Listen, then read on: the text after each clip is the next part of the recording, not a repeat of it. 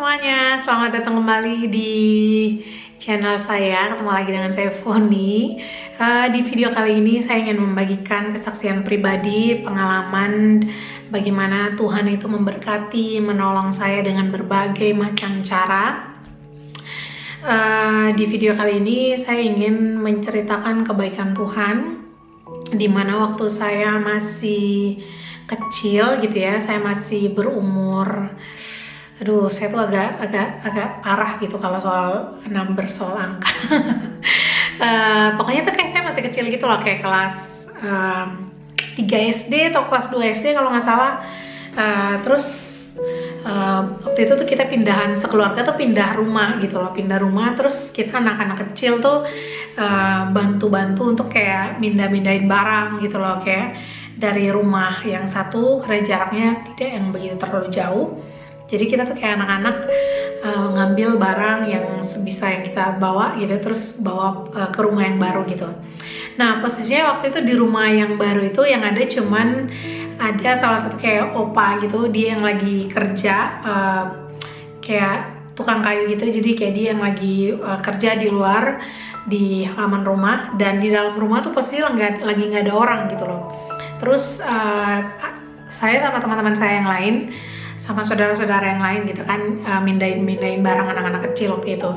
Terus akhirnya waktu selesai mindahin barang, mereka tuh di luar gitu. Terus saya tuh kayak haus gitu loh, pengen minum gitu. Terus akhirnya waktu saya masuk ke dalam rumah, saya buka kulkas, ternyata kulkasnya itu nggak ada airnya gitu loh. Maksudnya kulkas tuh nggak ada yang ngisi air di botol gitu loh, kosong semua. Akhirnya saya ambil botol, saya isi air, terus saya masukin ke kulkas. Tapi ternyata kulkasnya itu nggak dicolok gitu, nggak dicolok ke listrik, colokan listriknya. Nah, yang menjadi masalahnya adalah waktu itu karena saya kan ngisi air, jadi tangan saya itu basah gitu kan. Terus tangan saya basah, terus posisi kabel untuk kabel colokan colokan kulkasnya itu nggak ada balutan plastiknya gitu loh, atau karetnya. Jadi tuh kayak itu sebenarnya kayak kalau dibilang kayak kabel telanjang gitu loh. Jadi sangat-sangat bahaya kalau kita tuh pegang pakai tangan kosong gitu. Cuman karena saya masih kecil, jadi saya tuh nggak tahu apa-apa gitu kan. Terus akhirnya saya tuh dengan tidak tahu apa-apanya, karena kulkasnya agak tinggi dan saya masih kecil, pendek, terus saya naik ke atas kursi, terus saya pegang kabel itu, terus saya tuh pengen colok gitu loh.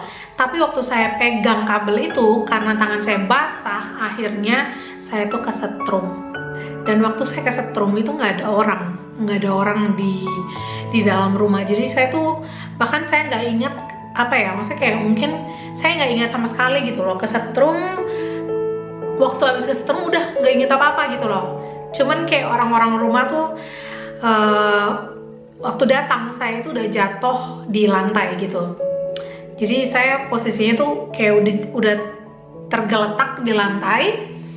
Jadi tangan saya tuh udah terlepas dari kabel itu. Jadi kayak saya ceritanya kelepas sendiri gitu loh, terlepas dari kabel itu dengan sendirinya. Saya jatuh mental ke lantai. Terus saya nggak tahu berapa lama kemudian orang-orang menemukan saya gitu ya. Ceritanya waktu itu tuh kayak saya tuh kayak udah parah gitu, tangan saya tuh kayak kebakar. Jadi posisi tangan saya tuh seperti ini, masih ada gitu ya, bekasnya tuh masih sampai sekarang. Kalau kalian lihat ini tuh bekas. Terus yang ini, jadi tuh kayak ini tuh kayak kabelnya tuh melilit gitu.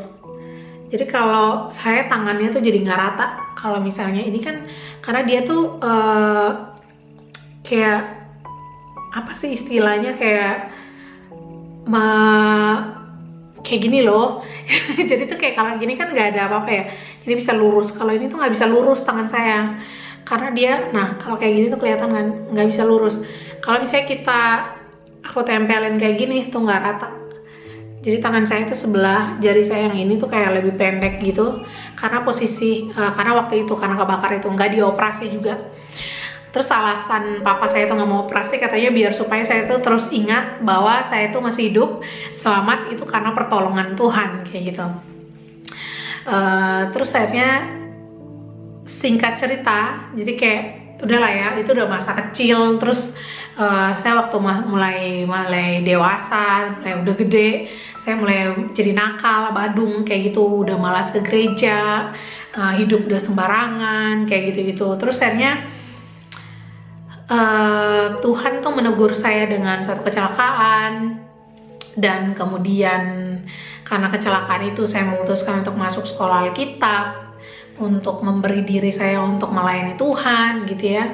Dan akhirnya saya bisa melayani Tuhan sampai sekarang, dan saya tuh ngelihat Tuhan tuh benar-benar kayak yang baik banget.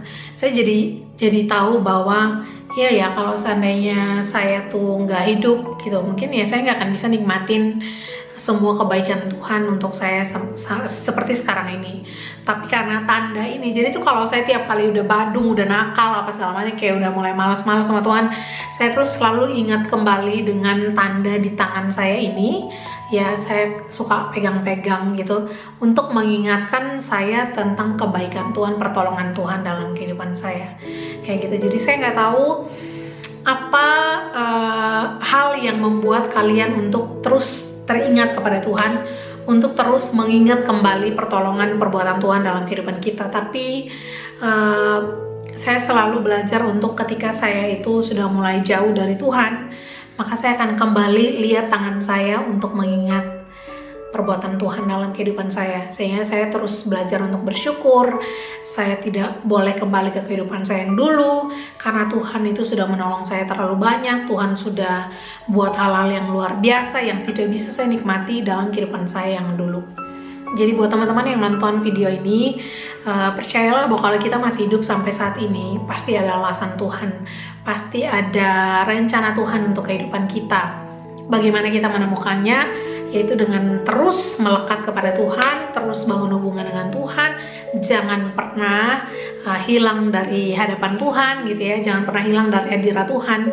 Intinya adalah terus terhubung dengan Tuhan, entah melalui ibadah-ibadah, entah melalui komunitas-komunitas rohani, entah melalui belajar kebenaran firman Tuhan, berdoa seperti itu.